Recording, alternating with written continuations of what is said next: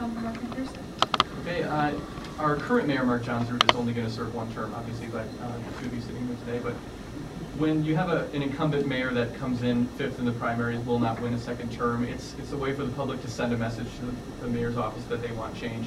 What do you, in your opinion, what was that message, and what are you going to do to answer the public? Well, especially during the primary, when I knew that was, the issue. Most people say an incumbent mayor is going to automatically win again, and that was what everyone was saying. My philosophy, and I brought it out on why I ran against someone that, I worked with for 4 years and think has a lot of good things to offer, but wasn't the leader I thought we should have for the next 4. So my philosophy, listen and learn and lead, kind of captured what I thought wasn't going on at City Hall. First of all, I didn't feel that the incumbent mayor listened to the community enough. I think we had enough incidences, and I would just throw out a couple you may remember. The Humane Society issue and then the ambulance issue. Didn't listen to the community when people were upset about those things. Didn't seem to get it soon enough that the community wanted to go a different way. And I think you have to, as a leader, sometimes you have to make tough decisions, but you also have to be really intuitive in working with the people so that you're leading in a positive way. I would turn 6th floor into an open area. This would be a place that people feel comfortable coming. I know it seems like when the higher up you get, the more nervous people get.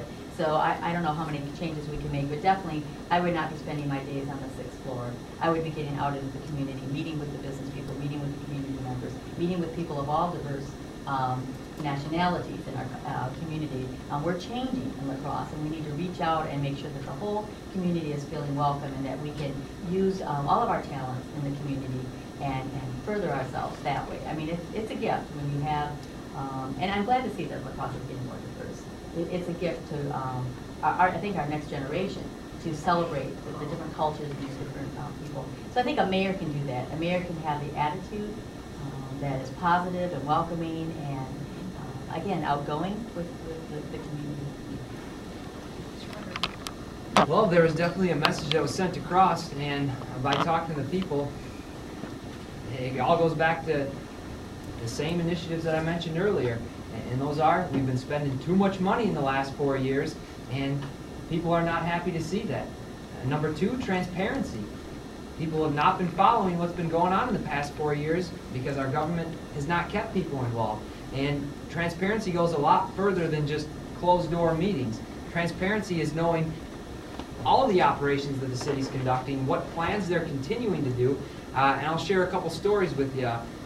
One man that I talked to just yesterday said that when Pat Zilke was the mayor, he stopped right out to his house out on Ward Avenue when there was a plan going on. They were going to put a sidewalk in right along the north side of Ward Avenue. And he said, first person that told me about that was Pat Zilke. He came and knocked on my door and he told me what they were going to do, and he took me out there and showed me where they were proposing to put a sidewalk out there, and Pat represented him and stayed with him the whole way along. I talked to another person, a constituent of the council member from the 8th District, who said, I will not be voting for my council member because there was a project that went on right in front of our house, the expansion of Losey Boulevard, and we didn't know what was going on. When we confronted her about it, she said, the information was available to you. I don't expect the council member to remember this, as I'm sure she's talked to a lot of people, as we all have, but those are 2 things that are very evident. We've got to continue to get out there and talk to the people. Once we get elected, that doesn't mean communication stops for the next 4 years. I'll continue to go out there and knock on doors every week. I'll knock on 50 doors every week. I will go out there and talk to people and ask them what they're thinking, maintain communication between the government and the people, and I'm going to work at reducing spending. As I said earlier, if elected mayor, I will implement a spending freeze. That will reduce the tax burden on individuals down the line. Okay, next question from John Martin. The city of La Crosse has what's called a